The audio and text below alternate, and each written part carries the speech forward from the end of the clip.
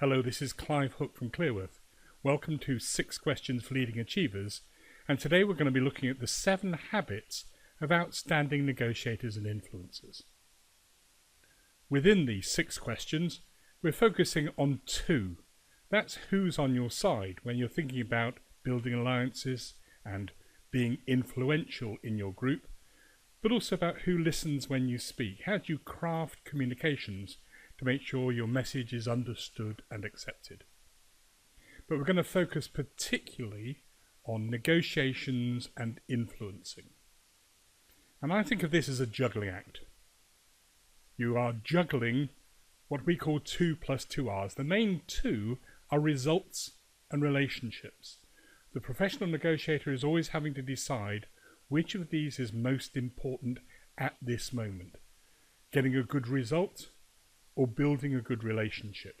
And sometimes one has to be sacrificed at the expense of the other. If it's not that important to have a relationship in the future, then maybe you're going to be tough and go for the best result, even if it's a lose for them. But actually, if the relationship is important, then maybe you've got to relax a little bit on the results and find some way to compromise so that the relationship isn't damaged. Now, the other 2 R's, rules and roles, are important in different cultures. The thing about negotiation is there are rules, but they're not written down. And often, although those rules exist, sometimes the professional judgment is whether you're going to stretch those rules or even break those rules. But again, they're culturally specific. Equally, roles, in some cultures, roles are extremely important. Seniority of management, age, etc. But I think of roles particularly when you're negotiating in a team and really thinking about what role is each person playing in a negotiating team, who is going to have the final say, so that you present a coordinated and coherent face when working in negotiations. Now, behavioural intelligence underpins this, and there are 4 classes of behaviour. We're not going to go into these in detail, and you should have materials that tell you a bit more about these. But briefly, these come from work originally by Neil Rackham and the Hathwaite research, and we use these as a way of actually really looking at what makes for better influencers, better negotiators, better leaders, better managers. And behavioural intelligence for us is about conscious control over what you say or do next. So each of these classes has a different purpose. Initiating is about getting things moving, and that has things like making proposals, seeking proposals, building and directing. Clarifying is about increasing understanding, so giving information, seeking information, summarizing and testing understanding.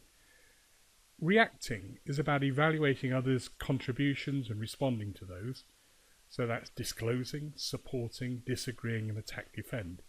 And then controlling is about managing the information flow, bringing in and shutting out. Now, we have separate faster classes on these, so I'm not going into each one in detail, looking at the differences. But do remember, these are behaviours, not skills. You can do every one of these behaviours, and you already do. The question always in behavioural intelligence, and particularly in negotiation and influencing, is choosing from this menu and deciding consciously what's the next thing to do or the next thing to say. Now, in behavioural intelligence, we have skill areas and disciplines. In this particular area, we're going to be thinking about interrupting instinct, conscious behaviour, and third position thinking. And within these 2 questions, we've got authority and presence and conversation control. Now, again, these are covered in other areas, but have those areas in mind as we look at the 7 habits. So the special circumstances of negotiation are that negotiation is a game. It's a serious game, it's a professional game, and it's got rules, but the rules aren't written down anywhere, but you somehow seem to have to know what those are and when they can be stretched or broken. The most important thing here is that you consciously use behaviour. That means thinking before you do or say the next thing. And in particular, you focus on doing just one behaviour at a time. Now, that one I'm going to come back to as one of the key 7 habits. What we're looking at here is the research and our field research on what makes successful negotiators, which is built on the original research from Neil Rackham and Huthwaite.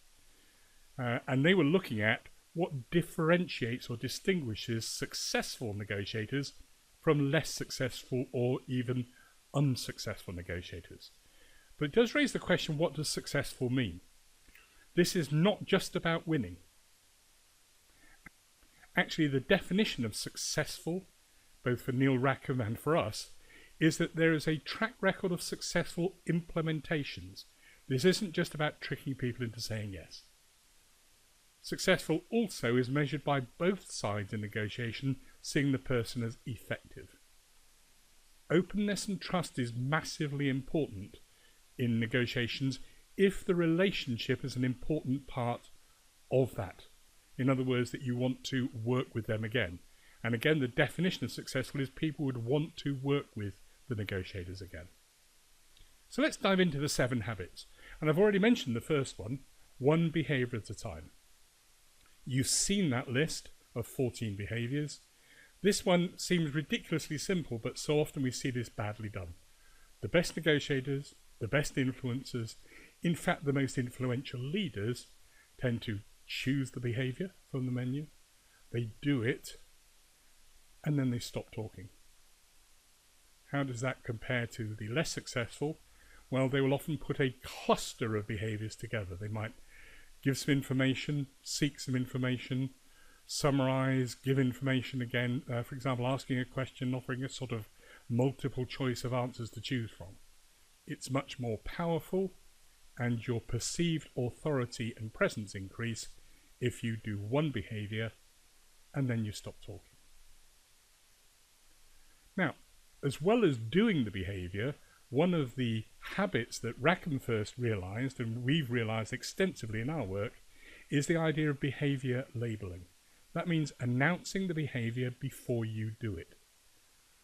So the cluster is actually choose the behavior, announce what you're going to do, and then do it.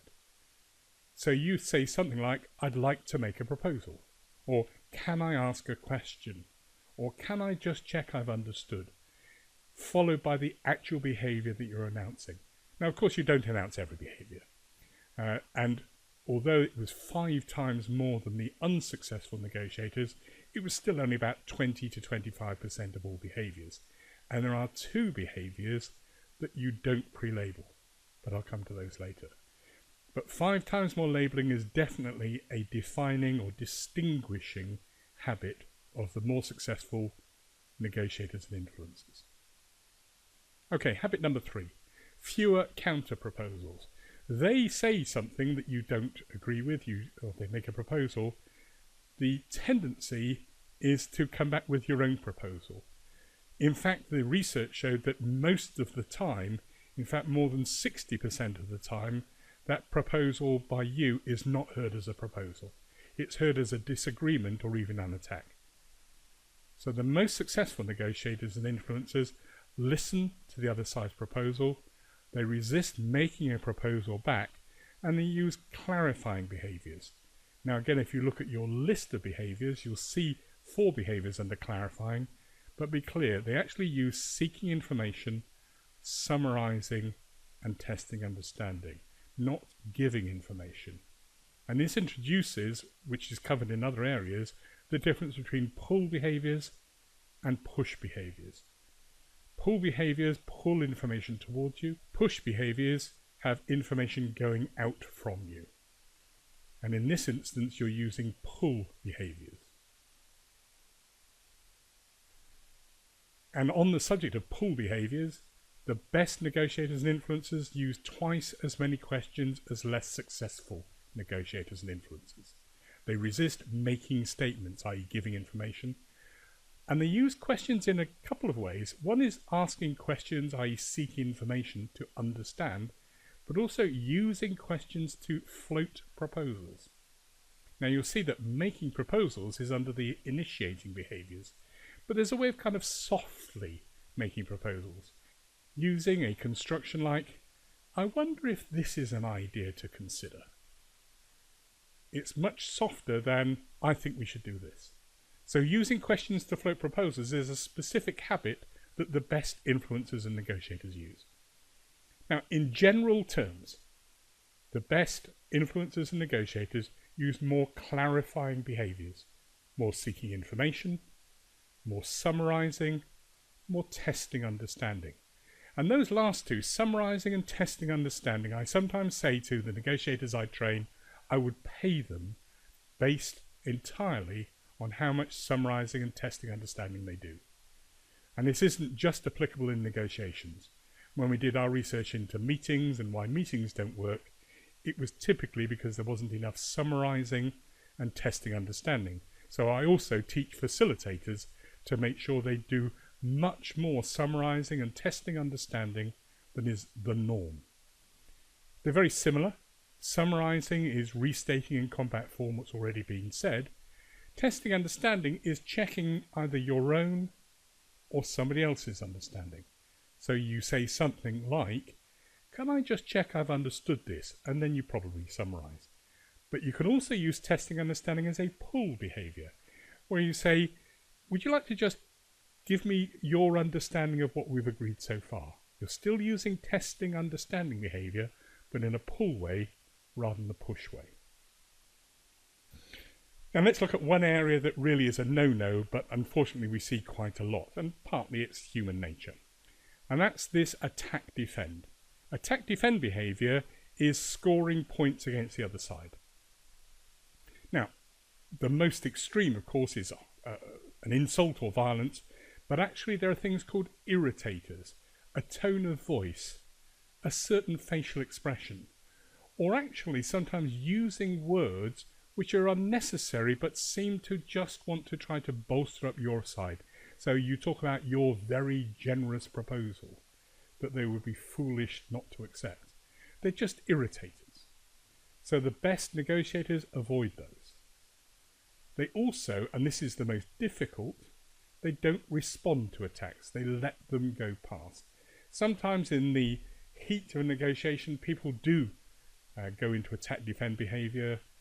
It's your job as a professional negotiator not to get into point scoring. Sometimes this is called the attack-defend spiral, because it goes round and round and down, and just in the end can dissolve into just name-calling and a battle. As a negotiator, you know that your job is to achieve the objectives, whatever those are, to reach a wise outcome, not to get one over on the other side. So the best negotiators use clarifying behaviours. Now, those 14 behaviours you saw are a menu. The reality is you can choose anything off that menu because you can do anything that's on there. But sometimes you'll find it hard to do the right thing because your limbic system, your defense attack system actually wants you to attack back. So the very best negotiators can diffuse the attack defend by staying in that clarifying area. As an example, the other side calls you rude, ignorant, or whatever, and what you can say, although you will find this very difficult to do, is say, I've clearly done something to upset you. What is it that I've said that makes you say I'm rude and ignorant? That's using clarifying behaviours, not responding to attacks. Okay, the seventh habit. Now this seventh habit is unnatural, and it's called reverse disagreement. The way that everybody typically does disagreement, and by the way, disagreement is not pre-labelled by professional negotiators. They don't announce they're about to disagree. I should have said before, you don't pre-label attack defend either. That would be a bit strange to say, may I just insult you here? But you don't pre-label disagreement. Instead, if they hear something that they can't agree with, they know they can't agree with it because it's outside the limits of their authority, for example, they'll lead with clarifying behaviours, particularly, again, summarising, testing understanding, and seeking information. Then, instead of starting with the no, they give a simple no at the end. So here's the reverse bit. The no's at the end of the interaction, not at the beginning. Notice it's a simple no, no long, complicated explanations. and particularly they give just one reason why not. Now, the fascinating thing about this particular habit, once practiced, is the other side, we know from our work, increases your openness and trust scores, and say things like, at least I was listened to. Now, you may notice there is not a behaviour called listening. If you summarise back, people know you have been listening.